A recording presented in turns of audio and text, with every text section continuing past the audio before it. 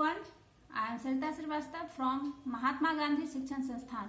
Now I am going to teach Hindi व्याकरण standard 5th. बच्चों, पिछले वीडियो में मैं आपको वाक्य के भाग पढ़ाए थे. उसमें मैंने पढ़ाया था कि वाक्य को दो भागों में बांटा गया है, अर्थ के अनुसार और रचना के अनुसार. तो पिछले वीडियो में मैंने आपको अर्थ के अनुसार वाक्य के कितने भेद होते हैं वो मैं पढ़ाई थी. आज मैं आपको रचना के अनुसार वाक्य के कितने भेद होते हैं वह पढ़ाने जा रही हूँ. तो आओ इसे इस तरह से समझते हैं. वाक्य रचना के अनुसार. रचना के अनुसार वाक्य के 3 भेद होते हैं: सरल वाक्य, संयुक्त वाक्य और मिश्र वाक्य. बच्चों, सरल वाक्य. सरल वाक्य किसे कहते हैं? कि जिन वाक्यों में केवल एक उद्देश्य और एक विधेय होता है उन्हें सरल वाक्य कहते हैं. बच्चों, जिन वाक्यों में केवल एक उद्देश्य और एक विधेय होता है उन्हें सरल वाक्य कहते हैं. जैसे मैंने यहाँ लिखा है कि राधा नृत्य कर रही है. ये एक वाक्य है. अब इसमें राधा जो है वह उद्देश्य है, क्योंकि राधा के बारे में वाक्य में कुछ कहा जा रहा है, तो राधा उद्देश्य है. और इस उद्देश्य के बारे में क्या कहा जा रहा है? तो नृत्य कर रही है, ये इसका विधेय. इस वाक्य में आपने देखा कि एक उद्देश्य और एक विधेय दिया हुआ है, इसलिए यह वाक्य जो है राधा नृत्य कर रही है, यह आपको सरल वाक्य कहलाया. दूसरा है बच्चों संयुक्त वाक्य. संयुक्त वाक्य किसे कहते हैं बच्चों? कि ऐसा वाक्य जो 2 या 2 से अधिक स्वतंत्र वाक्यों को योजक शब्दों द्वारा जोड़कर बना हो. योजक शब्दों द्वारा जोड़कर बना हो उसे संयुक्त वाक्य कहते हैं. बच्चों, संयुक्त वाक्य किसे कहेंगे?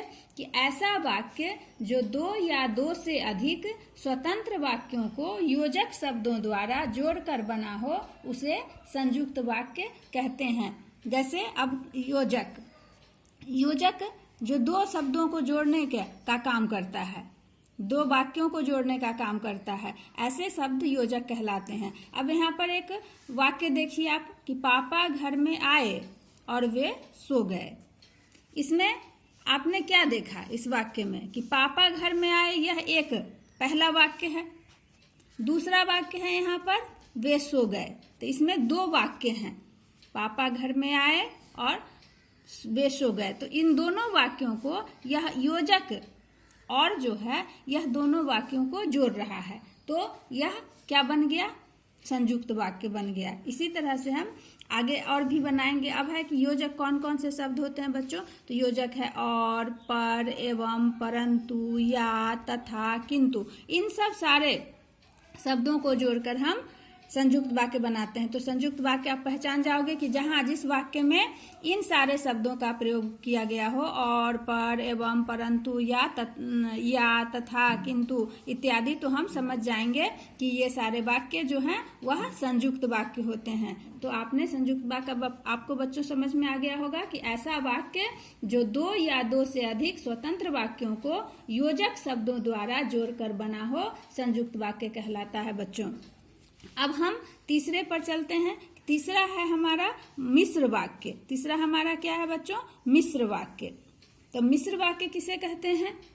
या मिक्स है कि ऐसा वाक्य जिसमें एक प्रधान वाक्य से एक या एक से अधिक आश्रित वाक्य जोड़ दिए गए हों उसे मिश्र वाक्य कहते हैं. ऐसे वाक्य को मिश्र वाक्य कहते हैं. ऐसा वाक्य जिसमें एक प्रधान वाक्य से एक या एक से अधिक आश्रित वाक्यों को जोड़ दिए गए हों, ऐसे वाक्य को मिश्र वाक्य कहते हैं. बच्चों, यहाँ पे मैंने एक उदाहरण लिखा है कि मीरा ने कहा है कि मोहन खेलने गया है. अब ये मीरा ने कहा है प्रधान वाक्य है. इसमें मीरा की प्रधानता, ये प्रधान वाक्य कहलाता है. और यहाँ पर ये मोहन खेलने गया है, क्योंकि इसके द्वारा इस पर आश्रित है, मीरा के ऊपर, ये आश्रित वाक्य है. इस वाक्य को जोड़ा गया है की से। की भी यहाँ पर योजक का ही काम कर रहा है। ये भी की जो है ये योजक का काम कर रहा है, किंतु यह संयुक्त मिश्र वाक्य के लिए प्रयोग किया जाएगा, संयुक्त वाक्य के लिए नहीं। तो मीरा ने कहा है कि मोहन खेलने गया है, तो इसमें यह की शब्द योजक के द्वारा हम जोड़ दिए हैं। तो ऐसे वाक्यों को जिसमें ये एक प्रधान वाक्य हो गया और एक इस पर आश्रित वाक्य है, तो इन दोनों को योजक चिन्ह जोड़ रहा है, योजक शब्द जोड़ रहा है, तो यह हमारा मिश्र वाक्य कहलाया कि मीरा ने कहा है कि मोहन खेलने गया है। तो ऐसे वाक्य जिसमें एक प्रधान वाक्य हो और एक से अधिक आश्रित वाक्य हो और वह दोनों वाक्य किसी योजक शब्द से जुड़ा हो,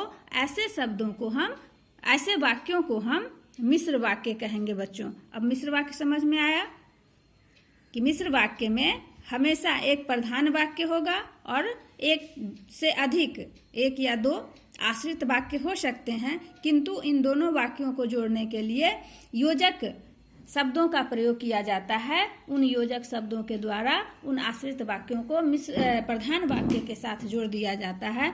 ऐसे वाक्य जब हमें पढ़ने को मिलता है तो हम उस वाक्य को मिश्र वाक्य कहेंगे। अब है इसमें कि मिश्र वाक्य में किन किन योजक चिन्हों का प्रयोग किया जाता है। तो बच्चों क्योंकि, जब तब, जैसा तैसा, यदि, तो इत्यादि योजक शब्दों को जोड़कर हम मिश्र वाक्य बनाते हैं।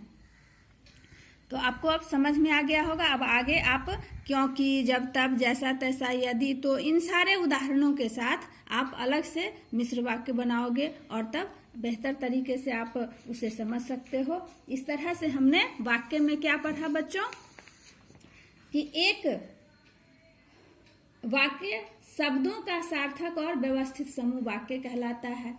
वाक्य के दो अंग होते हैं, उद्देश्य और विधेय।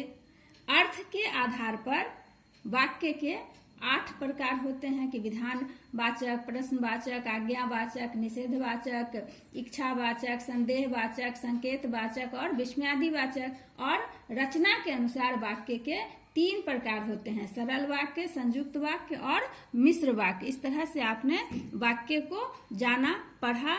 अब कि एक प्रकार के वाक्य को दूसरे प्रकार के वाक्य में भी बदला जा सकता है, जिसे हम वाक्य परिवर्तन कहते हैं। जिसे हम बच्चों वाक्य परिवर्तन कहते हैं कि अगर संयुक्त वाक्य है तो उसे हम मिश्र वाक्य में भी बदल सकते हैं, संयुक्त वाक्य है उसे हम सरल वाक्य में भी बदल सकते हैं, सरल वाक्य को संयुक्त वाक्य में भी बदल सकते हैं और संयुक्त वाक्य को मिश्र वाक्य में भी बदल सकते हैं। तो ऐसे बदलने के रूप को हम क्या कहते हैं, वाक्य परिवर्तन कहते हैं। धन्यवाद।